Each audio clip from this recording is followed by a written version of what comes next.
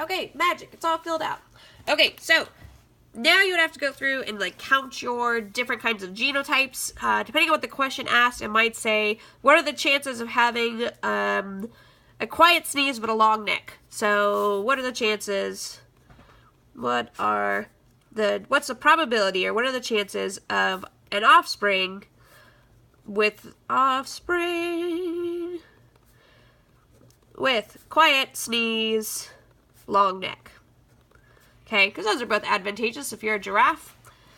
So that, you would have to think, well, what's quiet? Quiet is going to be little z, but long could be either big G, or big G, big G. So then you have to go through and count every time I see two little z's and some big form of big G. So there's this one, there's this one, there's this one.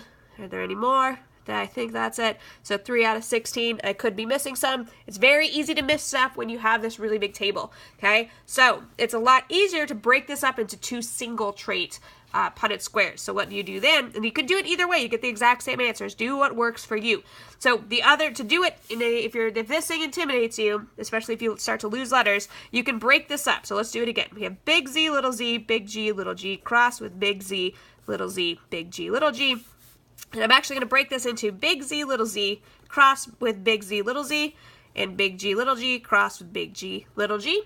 And let's do two simple Punnett squares. So big Z, big Z, and then this big G, little g, big G, little g. So this is big, little, big, little, big G, big, little, little. So what was my question? My question was offspring with quiet and long neck. So quiet was little, so this is 1 out of 4. Long neck is 3 out of 4 here. Okay, so we decided up here we got 3 out of 16 squares. Cool. Well, if you do two little ones, which took all of like 3 seconds, you just multiply the chances. So then again, we get 3 out of 16. Same answer, because it's the same thing, just done in two different ways.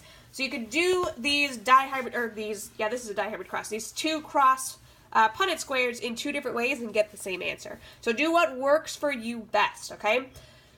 Keep track of your genes and make sure you know recessive is the masked chromosome or the masked allele, and good luck on your test. Bye.